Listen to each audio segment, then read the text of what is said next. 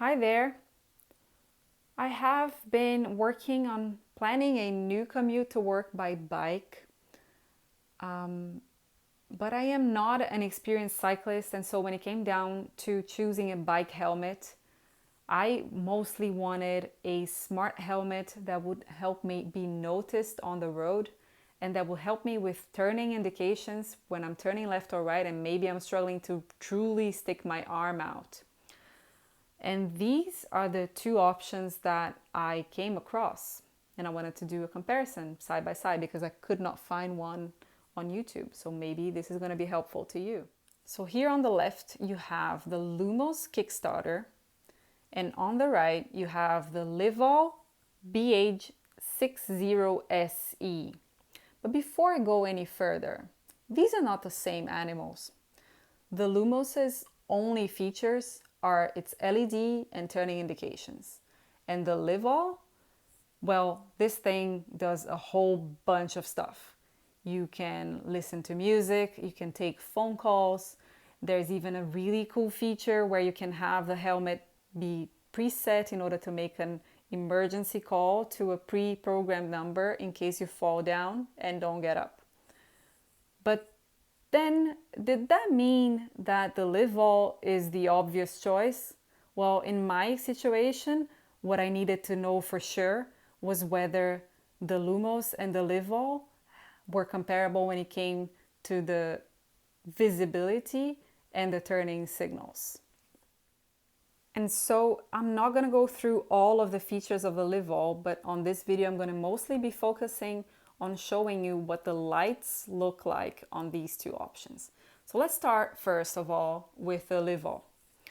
Well, both helmets come with some sort of remote control that you attach to your handlebar on your bicycle. I thought that the Livall, well, the remote is pretty small. My hands are small. And I thought that if you're wearing gloves, particularly winter gloves, it can be a little bit tricky to push the right button. But let me give you a 360 view of the Livall. This is the front of the helmet. This is it from the side. And this is the back. On the Livall, when it comes to the lights, this is it. This is where all the LEDs go. And the cool thing about it is that once the helmet is off, you cannot really tell these are LEDs, which is pretty neat. So you turn the helmet on by pushing a button just above your eyes. Just press and hold. It does tell you that the helmet is on, which is neat. You cannot tell any difference. There are no lights at the front. And this is it. This is what it looks like from the back. You have two rows of LEDs. You can configure this from blinking to constant to a different type of blinking.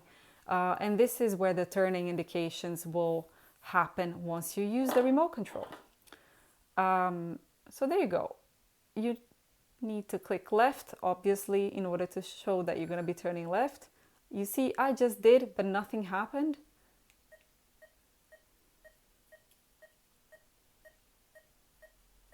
Obviously, the remote was upside down.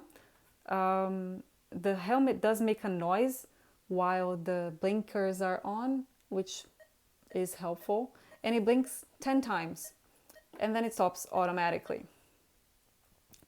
This is useful in a way because you don't have to turn it off.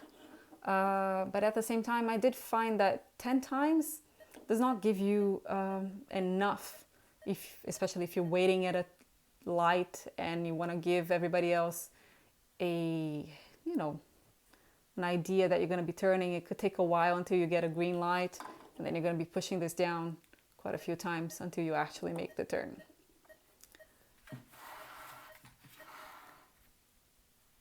The other thing that I thought was not ideal with the Livall is that if you're seen from the side, from somebody coming, perpendicularly, it might just look like the bottom row of LEDs with the flashing blinkers.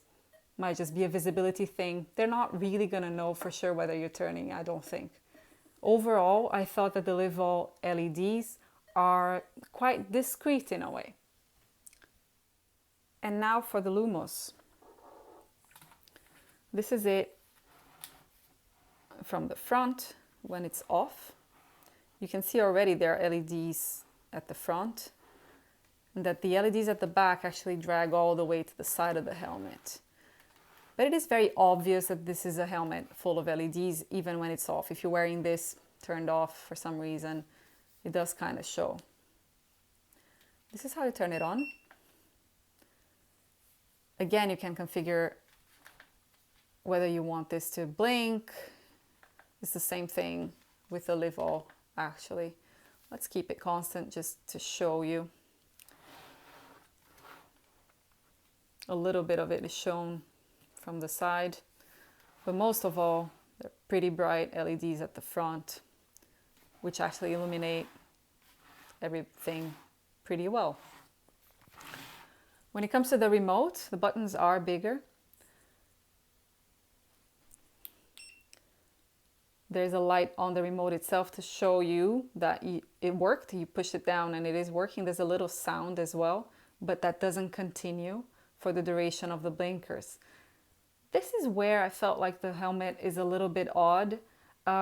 Supposedly, I think this is only meant to flash for 30 seconds and then stop automatically.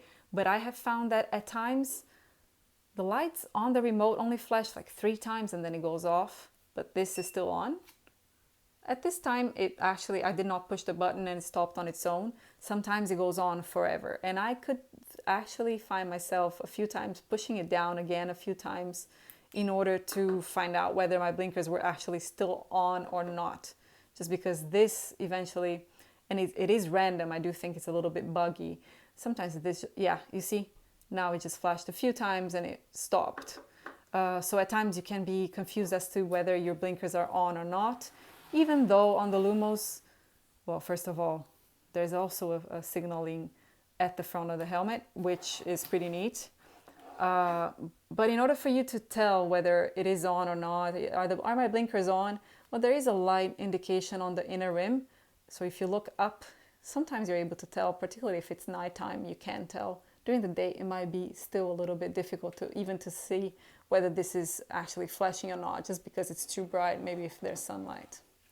And there you go. At this time, it looks like the helmet will be blinking potentially forever.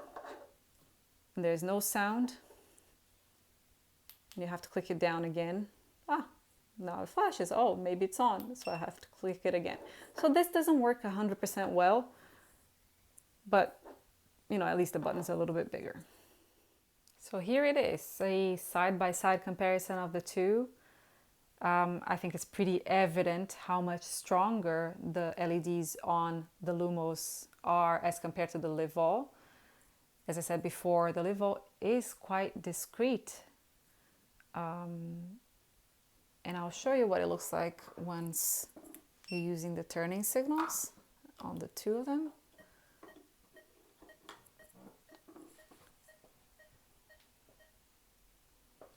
There you go. I'm gonna have to keep pushing this down. As I said before, it's not very long. I felt like the Lumos, the turning signal, even though it sometimes flashes forever, it is actually unequivocal as compared to the Livall. I mean, you're still supposed to stick your arm out because you are a cyclist, but I am pretty confident that even if for some reason you can't, or it's not very obvious that you're moving your arm, people will know what's going on with the Lumos very, very obviously. And that again is even more the case when you're seen from the side. And finally, this is a nighttime view.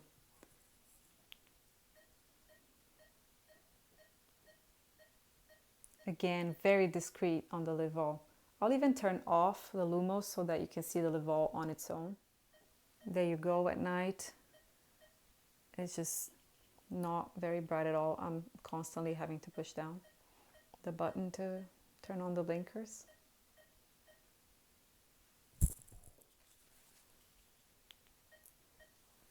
So there you go. The two helmets are both pretty cool. As I said, the design is similar. again, the Livall has a bunch of functionalities which are very nice. But unfortunately for me, I was actually hoping the Livall would be comparable to the Lumos when it comes to visibility and the turning indications, but it just isn't. The Lumos is unequivocal, it's very bright, you can be seen very far, people notice you. So if this is your biggest concern, like it is for me, I think the Lumos is a clear winner. Although if you're concerned mostly about other features like being able to listen to some music on your way to work, or if you're writing and you want to take a phone call, then the Livall might still be your preferred alternative. I hope you have found this helpful. Thanks, everybody.